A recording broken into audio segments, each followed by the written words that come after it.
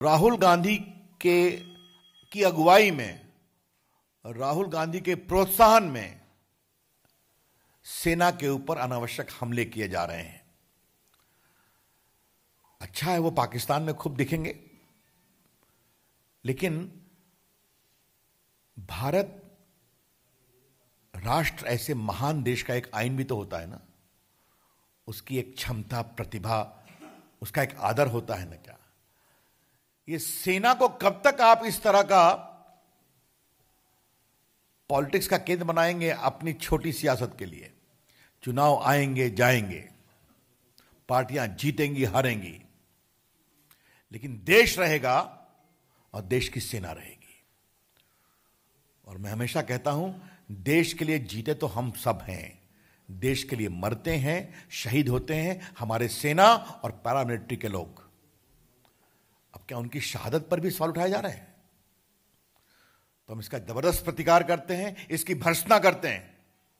और राहुल गांधी जी, अगर आप में कुछ शर्म बची है देश के लिए, तो अपने इन नेताओं पर आप कृपया करके नियंत्रण करें। अब आज मैंने सुना है कि कुछ लोग विशेष रूप से रमजान को लेकर सवाल उठा रहे हैं कि कार्यक्रम क्यों बनाया गया है। ऐसे नेताओं को मैं एक ही बात कहना चाहूंगा कि जो रमजान रखते हैं, इबादत करते हैं, उनको कोई आपत्ति नहीं है, उनको बहुत आपत्ति है। उस समय तो होली भी आ रही है, कुछ दिन बाद चैत की नवरात्रा भी आ रही है। तो इसका मतलब क्या है? और जो लोग ये सवाल उठा रहे हैं उनको हम कहना चाहेंगे, पिछले साल कैराना का लोकसभा का उपचुनाव तो रमजान के महीने में हुआ था, जहां तक मुझे स्मरण है, और वहां बीजेपी की हार हुई थी, वो लोग जीते थे। तो दर्जनों चुनाव त्योहार के समय होते हैं। हां, जिस दिन एग्जैक्ट त्योहार होता है उस दिन वोटिंग नहीं होती है, इसकी ध्यान रखा जाता है। तो ये जो लोगों ने सवाल उठाया है, ये उनकी हताशा है, ये हम कहना चाहते हैं। कल हमने कहा था कि जो चुनाव आयोग ने चुनाव के कार्यक्रम की घोषणा की है, हम उसका स्वागत करते हैं। अब आज मैंने सुना है कि कुछ लोग विशेष रूप से रमजान को लेकर सवाल उठा रहे हैं कि कार्यक्रम क्यों बनाया गया है। ऐसे नेताओं को मैं एक ही बात कहना चाहूंगा कि जो रमजान रखते हैं, इबादत करते हैं, उनको कोई आपत्ति नहीं है, उनको बहुत आपत्ति है। उस समय तो होली भी आ रही है, कुछ दिन बाद चैत की नवरात्रा भी आ रही है। तो इसका मतलब क्या है? और जो लोग ये सवाल उठा रहे हैं उनको हम कहना चाहेंगे, पिछले साल कैराना का लोकसभा का उपचुनाव तो रमजान के महीने में हुआ था, जहां तक मुझे स्मरण है, और वहां बीजेपी की हार हुई थी, वो लोग जीते थे। तो दर्जनों चुनाव त्योहार के समय होते हैं। हां, जिस दिन एग्जैक्ट त्योहार होता है उस दिन वोटिंग नहीं होती है, इसकी ध्यान रखा जाता है। तो ये जो लोगों ने सवाल उठाया है, ये उनकी हताशा है, ये हम कहना चाहते हैं। दूसरा विषय यह था कि आज कुछ लोग ये भी कह रहे हैं कि बीजेपी संस्थाओं का सम्मान नहीं करती है। जो ये कह रहे हैं उनको हम एक बात पूछना चाहेंगे उनसे, चुनाव आयोग पर हमला किसने बोला था? कांग्रेस पार्टी ने, उनके सहयोगी दलों ने। ईवीएम को लेकर इतना बखेड़ा किसने बनाया था? कांग्रेस पार्टी, उनके सहयोगी दलों ने। सुप्रीम कोर्ट के राफेल पर फैसले के बावजूद बार बार सवाल उठाना कौन करता है? कांग्रेस पार्टी करती है। सीवीसी पर हमला किसने किया था? विपक्ष के लोगों ने किया था। तो संवैधानिक संस्थाओं पर रोज सवाल करे वो, संवैधानिक संस्थाओं पर हमला करे वो, और बीजेपी आरोप लगाए, तो इससे बड़ी झूठी बात कोई हो नहीं सकती। और तीसरी बात जो बतानी बहुत जरूरी है कि आज जम्मू कश्मीर के एक पूर्व मुख्यमंत्री ने, कांग्रेस के कुछ अन्य नेताओं ने फिर एयरफोर्स की सर्जिकल स्ट्राइक पर सवाल खड़े कर दिए। कुछ लोगों ने तो बड़ी ही शर्मिंदगी भरी टिप्पणियां की हैं। ऐसे लोगों से मुझे एक ही बात कहनी है जो मैंने पहले भी कहा था, पूरी दुनिया भारत के साथ है। पूरी दुनिया भारत से कोई सवाल नहीं पूछती, लेकिन इन लोगों को एयरफोर्स की ताकत पर विश्वास नहीं है। इसने साफ साफ यह कहा है। बीजेपी की ओर से हमारा स्पष्ट कहना है, यह सब कुछ राहुल गांधी के इशारे पर हो रहा है। और यह बात मैं आपसे इसलिए कह रहा हूं, याद करिए 2 दिन पहले राहुल गांधी की प्रेस में आप लोगों ने एक सवाल पूछा था दिग्विजय सिंह के कमेंट पर, कपिल सिब्बल चिदंबरम के कमेंट पर। राहुल गांधी ने कोई जवाब नहीं दिया था। तो राहुल गांधी की अगुवाई में, राहुल गांधी के प्रोत्साहन में सेना के ऊपर अनावश्यक हमले किए जा रहे हैं।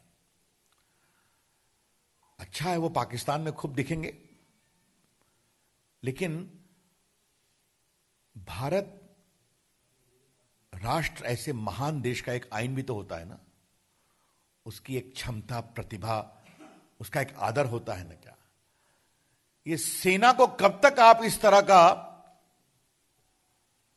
पॉलिटिक्स का केंद्र बनाएंगे अपनी छोटी सियासत के लिए?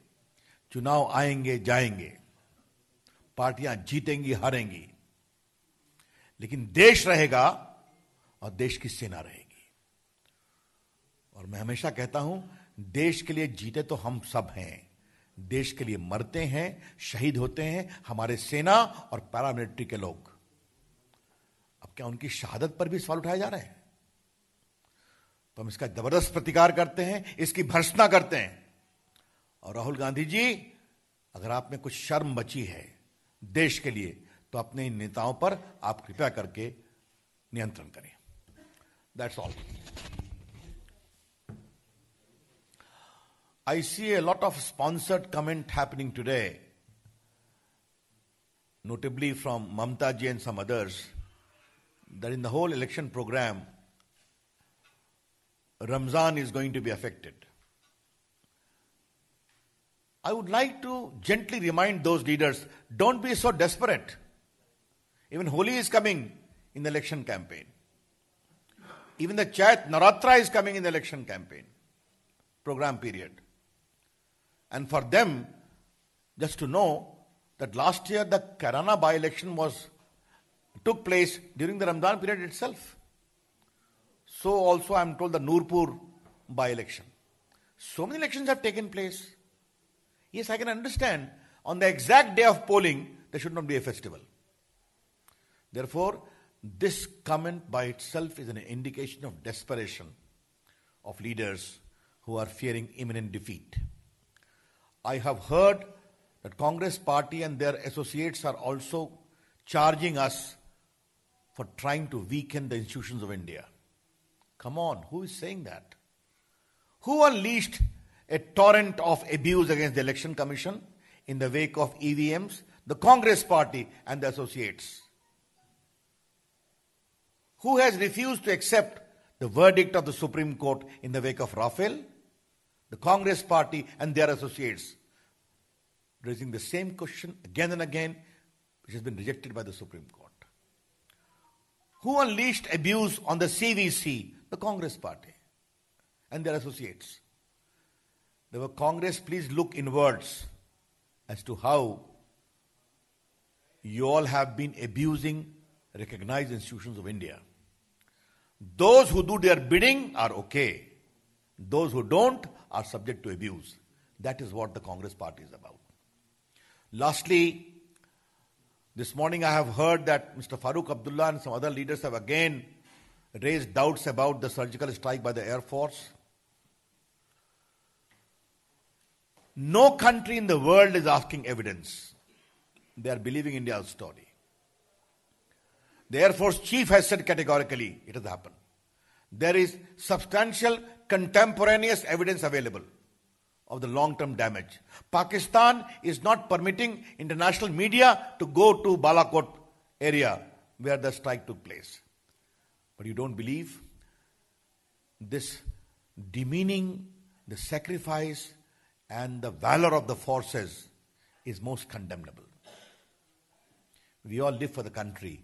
The security forces and the paramilitary forces who die for the nation. Let's learn to respect that.